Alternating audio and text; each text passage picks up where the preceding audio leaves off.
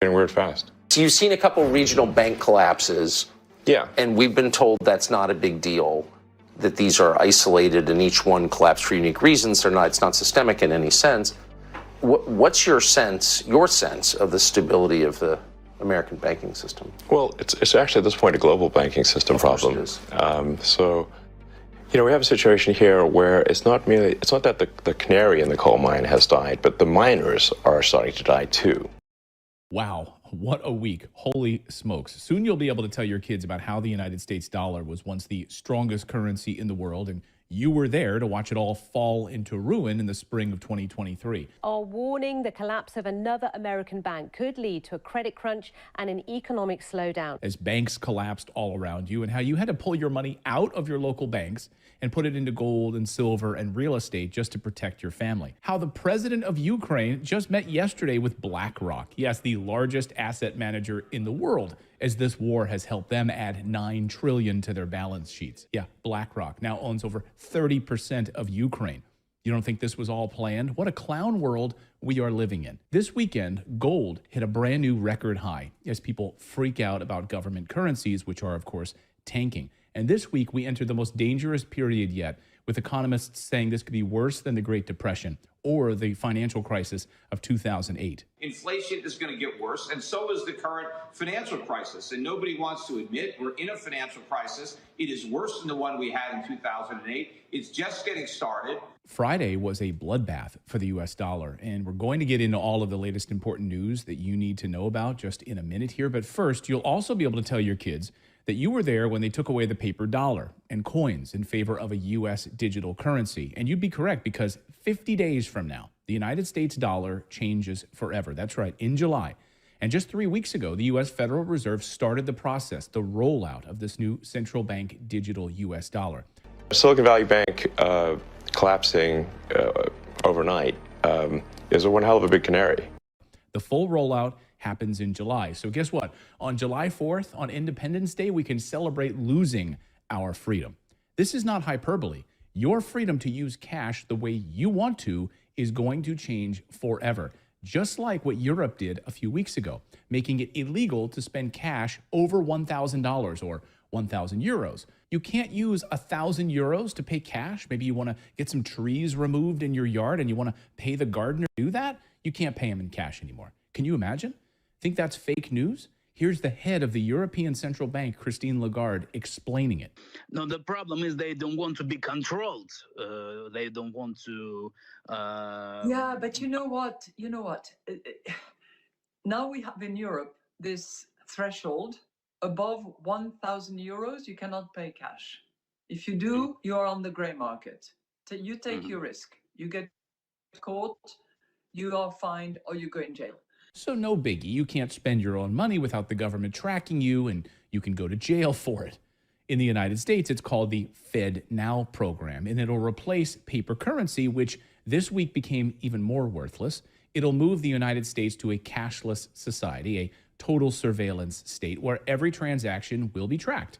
Where, as the Fed describes it, money that's in your account could even expire and become unusable. Just like that Olive Garden gift card that you got that one time that you never used. One day you go to buy some bottomless breadsticks and pasta and the gift card won't work. Expired. Where'd that money go? It's gone. You can read how the Fed actually plans to use expiring money right on the Fed's website. China's already doing it. And the World Economic Forum billionaires have repeatedly said they want to model the banking system and the surveillance state after what China is doing. So we have to define how the world should look like, which we want to come out of this transformation period.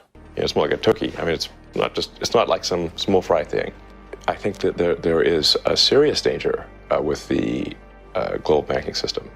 I respect China's achievements, which are tremendous over the last over 40 years.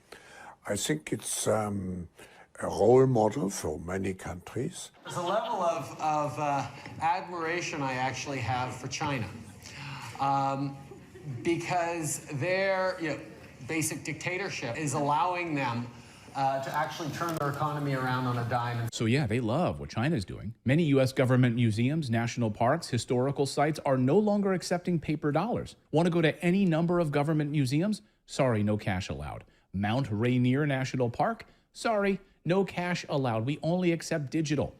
And many American businesses have already gone cashless. They pretend it's all about convenience, but of course it's all about control. And this week, we saw the clearest indication that control is the primary model, as more small banks across the United States teeter on the cusp of collapse. And when they collapse, they'll be swallowed up by one or two of the biggest banks in the world, rolled into that massive beast of JP Morgan Chase, which of course is an extension of the world's central banks. Guys, this is all happening right now. And even mainstream economists who have been lying to you for months or even years about how good the economy was, and it's all peachy and there's no inflation, they're finally admitting that we are facing a shitstorm. Paul Krugman loved to tell us how inflation was exaggerated and the Fed spending was no big deal. Then the evidence hit them over the head, and they have to admit what we've been warning you about for a year on this show, that inflation is here to stay for a long time. The days of free money are over, and the chickens are now coming home to roost. There's a strong argument that if you were to actually mark-to-market the portfolios of the banks, the loans and whatnot, that the entire banking industry would have negative equity.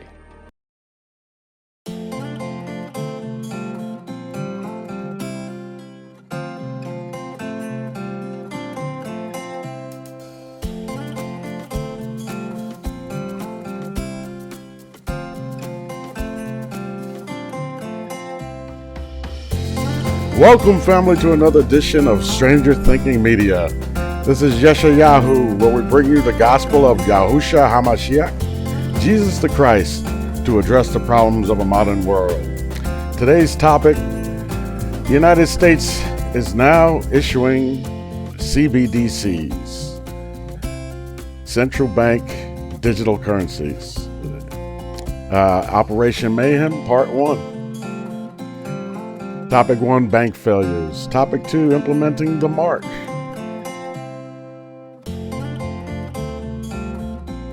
For Ezra, chapter 11.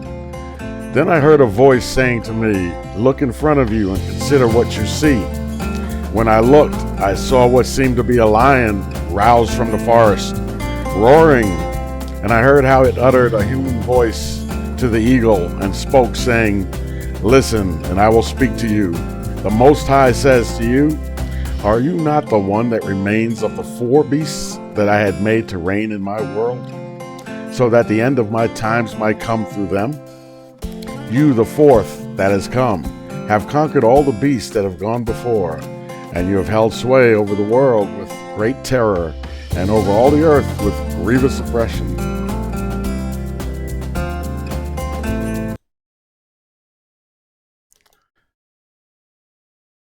So, it's the plot thickens. So we read over in Daniel chapter 11, verse 15. So the king of the north shall come and cast up a mount and take the most fenced cities, and the arms of the south shall not withstand, neither his chosen people, neither shall there be any strength to withstand. So, the United States apparently is going to issue CBDCs starting in July. And like you said in the video, I wouldn't be surprised if it was July 4th that they did this. So anyway, the whole point of all of this is the dollar itself, your tried and true paper dollar, due to all the pushback globally, I think they sense that things are getting out of hand. So in a sense, they're kicking over the chessboard, and everybody's going to go to this digital currency. And, it looks like, two sides going at each other, but really, they keep claiming, like China wants a multipolar world. But the truth is, by the time this is all said and done, we'll have probably a single digital currency. Maybe not immediately, but what I've seen in the past is that the power brokers of this world love to have two sides equivalent in power going at each other. And that's how world wars start. And of course, the financial institutions, the power brokers, they make their most money during a major world conflict. They get, it's a huge wealth and power transfer after those conflicts. So it seems, if I'm just looking at it, it just looks like this is all planned out. Like we want to engage in a world war. You know, Henry Ford once said, and it's funny, you guys should read up on Henry Ford. And yeah, that was an interesting dude. He said, you know, there are about 50 guys on this planet. If we got rid of them, there would never be another war. What did he mean by that? Do your research. You'll find out. There's about 50 guys still. It's a new 50 guys, but they run in the same playbook. But the truth is, even like during the Civil War, you know, they funded the South. Then they went to Lincoln and said, hey, looks like you got a problem on your hand, buddy. Don't worry, we're here to help you. We'll lend you some money at 30% interest. And at that point, Lincoln kicked him out pretty much and turned to his cabinet members and said, hey, we got to think of something. What are we going to do? And somebody said, well, you know, the Constitution does say that Congress shall be the issuer of the money. And so they started the printing presses rolling, and that's when they came out with the greenback. And that greenback essentially funded Lincoln's war. I mean, go figure. We printed our own money without the use of central banks. And remember, these central banks like the Fed, are not actually, they're not part of the federal government. They are private banks with shareholders of whom you don't know who they are. We could probably guess if you do a little research again. But these banks are running the world economies. And despite the fact that the Constitution says that Congress shall mint our money, right? You know. So anyways, I'm not going to go down that rabbit hole. All that information is out there if you want to just look it up. But, you know, that greenback funded the entire Civil War. The North wins. And there was so much faith in that greenback that Lincoln printed that, you know, it was like gold. I mean, literally, it was as good as gold. People would trade it for gold, and it would be no problem. You know, but as history moved on, the power brokers, you know, you could look at it this way. One of the reasons Lincoln was taken out was because of that greenback. It had, if you think about all the presidents that were like taken out in this country, it usually hovered around the banking system. Like Andrew Jackson, they attempted to assassinate him, but the assassin's pistols misfired, both of them. And of course, he was captured after Andrew Jackson beat him unmercifully with his hickory cane. And while he was in the hospital, they asked him, who put you up to this? And he said, it was these European guys. I'm not making this up. Truth is stranger than fiction sometimes, you know. And they told him he would never spend a day in prison for doing that. And guess what? These people who put him up to this were so powerful that he never spent a day in prison. Can you imagine that? And if you look at the end of the Civil War, you know, they started rounding up the conspirators, right? In the assassination of Lincoln. And I think they caught 4 of them, but the other 4 escaped, and they fled to, you would never guess, they fled to England. Wow. So, even up to that point, the British monarchy was trying to balkanize the United States, and that plot fell. Lincoln completely and utterly thwarted their plan. But their main plan was to establish a central bank. If you recall it, a central bank had been essentially kicked out of America, out of the United States by Andrew Jackson when their charter ended after 25 years. And he got reelected.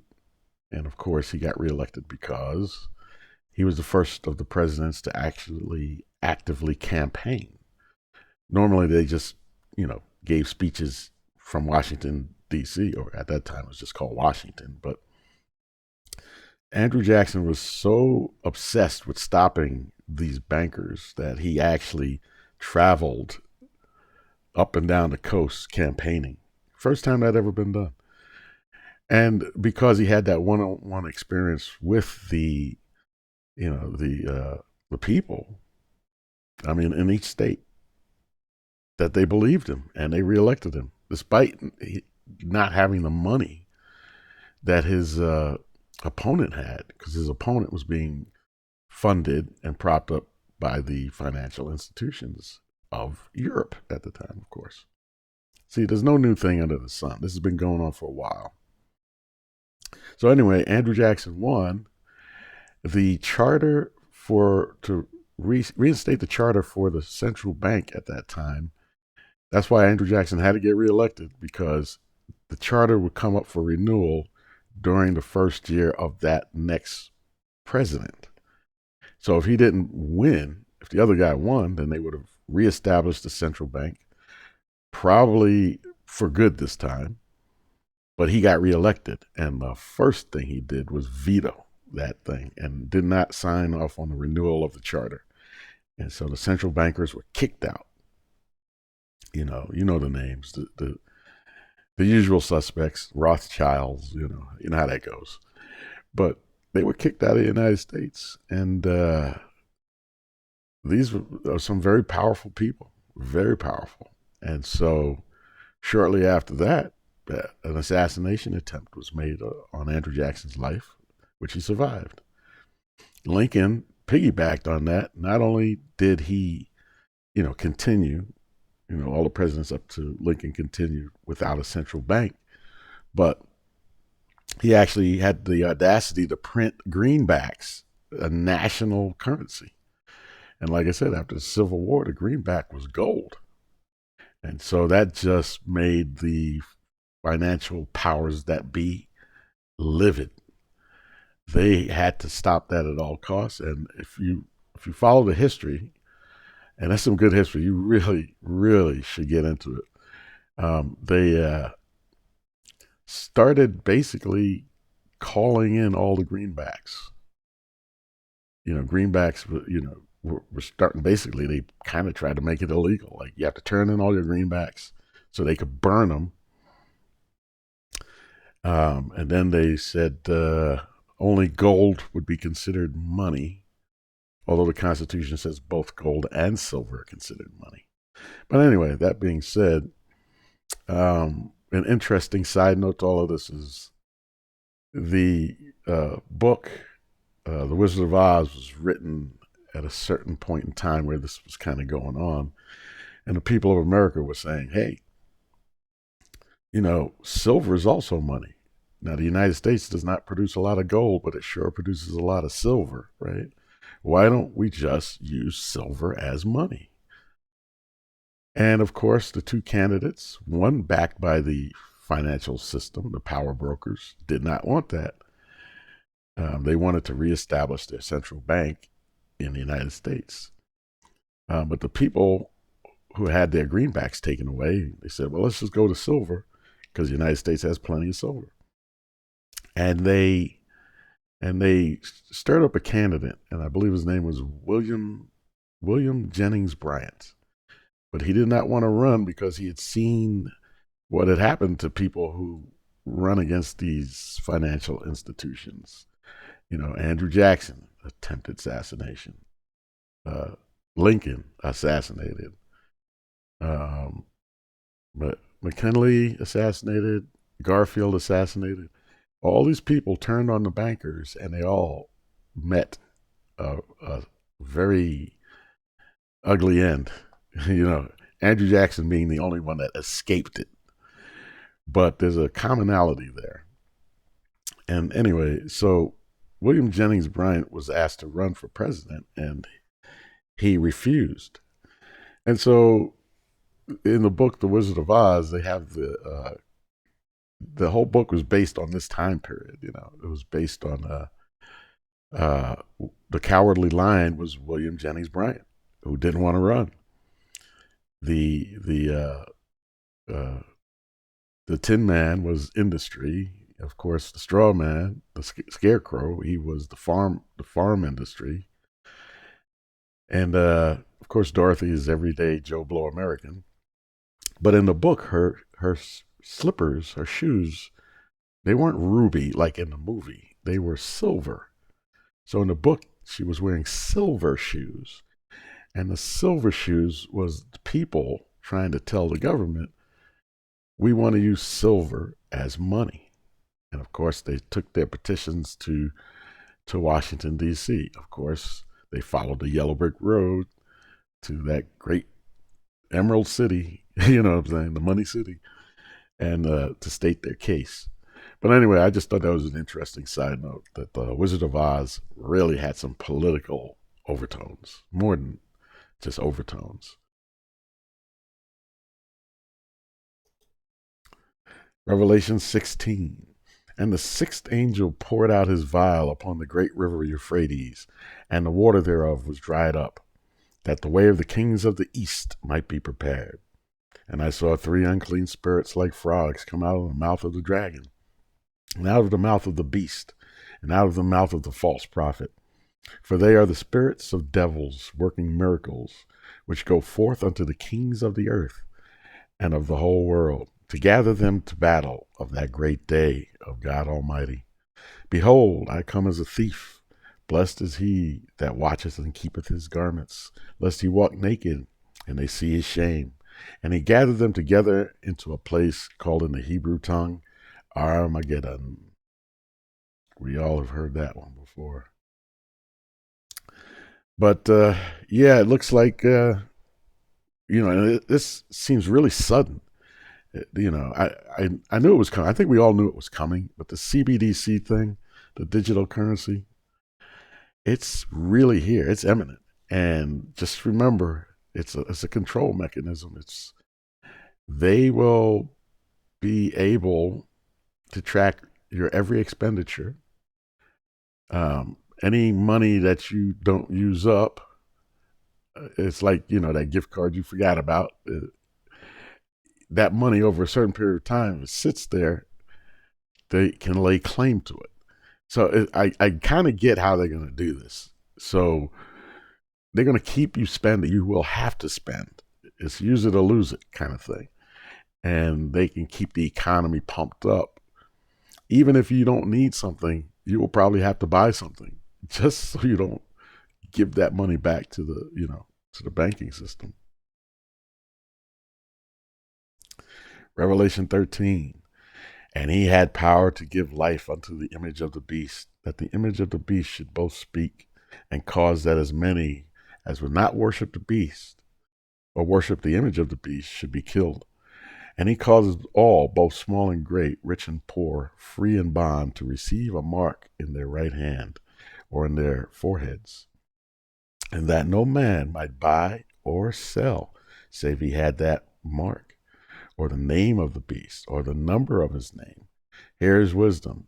Let him that hath understanding count the number of the beast, for it is the number of a man, and his number is 666.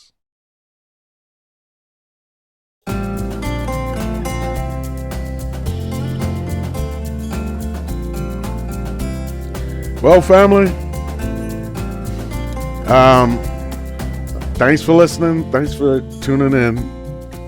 You guys know I love you all so much.